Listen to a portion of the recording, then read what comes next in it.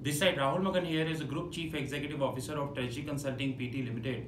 And today we are going to speak a very important topic which is going to happen in the blockchain world, which is known as DSO.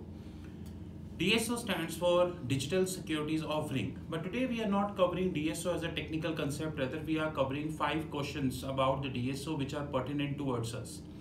Now let me start exactly a small introduction what exactly DSO means at. Now, we very well understand that we have 6 players in the financial market. So one is OTC, over the counter, ETD, exchange traded derivative. We have CCP, central clearing counterparty. We have CSD, central security depositories. We have regulators. We have bilaterals, and we have BCNs, broker crossing networks. We have multiple. But as we understand that we have two important pillars of financial markets, which is CCP, which is central counterparty, in CST, which is central security depositories. They play a very important role in the world of finance. Example, we have few CCPs like State Street, we have few CCPs like BNY Mellon, we have like DBS, Standard Chartered, Citi and all, and CST like DTCC. Although DTCC is divided into two parts, which is NSCC and your DTC. NSCC is acting as a CCP while DTC acting as a settlement. So I don't know how many people exactly know what is an exact difference between CST, which is Central Security Depositories, and Central Counterparty. The difference is that CST is equals to CCP plus Asset Processing Services. So none of the CCP, which is Central Clearing Counterparty, do Asset Processing Services while CST do. And example of CST is the DTCC. But as we understand that they are dealing with the trillions and trillions of dollars of security every day, and of course a huge amount of risk is at place. So let me quote an example. Today the settlement cycle at DTCC is T+3.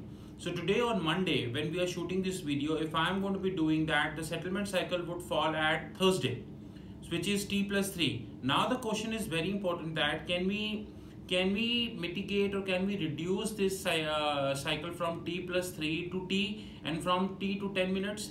We can get this done. We have two opinions in that regards. Now, one opinion is that there are people, those who are saying that blockchain is not a solution, it is pretty cumbersome and it is subject to cyber risk, and it is not long-term in nature. In the world we have all kind of people. I agree with them that there is few points on which I agree, that cyber security is of course an issue, but I would also, with due respect, tend to differ from a recent statement which given by Ravi Menon, which is head of MAS, Monetary Authority of Singapore, that blockchain is not a solution of every problem. I'm sorry, blockchain is a solution for every problem. The world very well understand the meaning of internet. When we were even not born, internet was there, and when internet was originated, a lot of people said that internet will do this, will do this. When the world welcomed computers, there were a lot of people who criticizes computers, that today can you live without computers? If your computer is not working, your iPhone is not working, your mobile is not working, can you live without them? You cannot, because we are used to it. The world is used to it. A lot of people said that computer will basically vanish the human race. There won't be any jobs. But see, there are so many jobs which are coming because of computer. Similarly, we have the people, those who are having of the opinion that, with due respect, include MAS as well, that blockchain is not a solution for everything, but I tend to differ on that.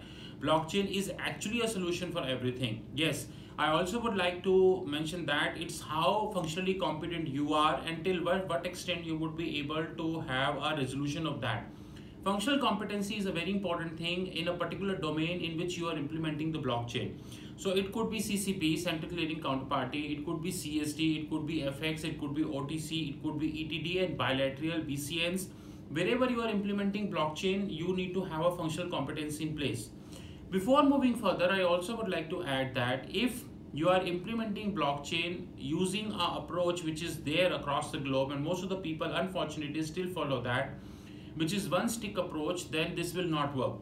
Blockchain is not for one stick approach. Blockchain is a multiple stick approach. The way I'm going to be tackling OTC, I'm not going to be tackling ETD, exchange traded derivative.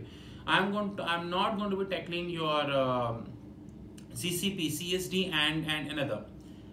To wind up this video, I would like to put 5 questions before you, before this DSO comes. Basically, DSO is not a very fancy term now, and not many people actually aware about how DSO stands, how exactly it would work. So let me, before putting the question, let me give an example. Let us take top 3 custodians of the globe. Number 1, State Street. Number 2, your BNY Mellon. Number 3, DBS. Number 4, let's include one CSD, which is DTCC. If I add 4, I repeat, State Street, BNY Mellon, DBS and DTCC, I myself do not know how much is the total quantity of the securities they are dealing with. And ultimately they deal with all 3, which is clearing, settlement, first is custody, clearing and settlement. And we cannot change the sequence. The only thing is that CSD will do asset processing, which CCPs currently don't do. So, but together they deal with all 3, which is custody, clearing and settlement. If I add these 4, no one in this globe exactly know that how much level of securities they're actually dealing with. But assume for a while, sitting on the Monday, 11th of February 2019, 11th of March 2019, assume that together they 4 agree to go ahead with the blockchain solution. And they are saying that they are having the money as well, they are having the support from the local regulator, and they also have the bandwidth to get this done. For a minute, I even assume that. Let's move further. We have 5 important questions before we end up the show. Number 1, do we have the functional competency in place? When I am talking about the functional competency, I am talking about asset class to asset class. Even if you look at the annual report of State Street, you will not exactly get to know which all asset classes they are dealing with, because annual report do not provide all information. Annual report provide a limited information, so it don't provide all information in the public domain. Question number 2, would merchant supports DSO? If I go with the report of the Morgan Stanley, which published in 2016, which suggests that how many merchant stands for Visa, MasterCard, Pay, your Alipay, and all important merchants, and your Amex, American Express, these all are merchants, right? If I go with the report of the Morgan Stanley that published in 2016, although the data is little old and I think the number has reduced considerably, out of top 500 merchants of the globe, only 3 supports Bitcoin. So if I go with the research report, there are approximately 900 coins we have across the globe. Some unconventional sources also confirms that we have more than 1600 coins in the globe. But I hereby certified this, making this video, do not certify that we have 1600, because we also need to agree that we read the research reports of the bank, so it is 99. So if I go with the reports of the report of the Morgan Stanley, being an American bank, they generally publish good reports, which is that out of top 500 merchants of the globe, only 3 adopted Bitcoin now. Now, Bitcoin was originated somewhere in 2019, if I'm not mistaken, somewhere in February. So it's more or less 10 years to Bitcoin. Even after 10 years, the merchant adoption is 3 out of 500. Which is less than 1% of the merchants is actually adopting the Bitcoin after 10 years. Even if I go to DSO today, assume that the top 4 custody people of the globe, which is State Street, DBS, BNY Mellon, and alongside the CSD, which is DTCC, will agree to go with the DSO, how successful that would be, we do not know. How successful the merchant adoption would be, we do not know.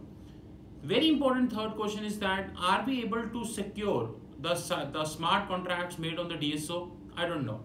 Are we able to do this, or we not been able to do this? The reason being, smart contracts are based on a particular functionality. Asset. Now I hope all the finance people who are watching this video, they would be aware about a functionality which is known as asset.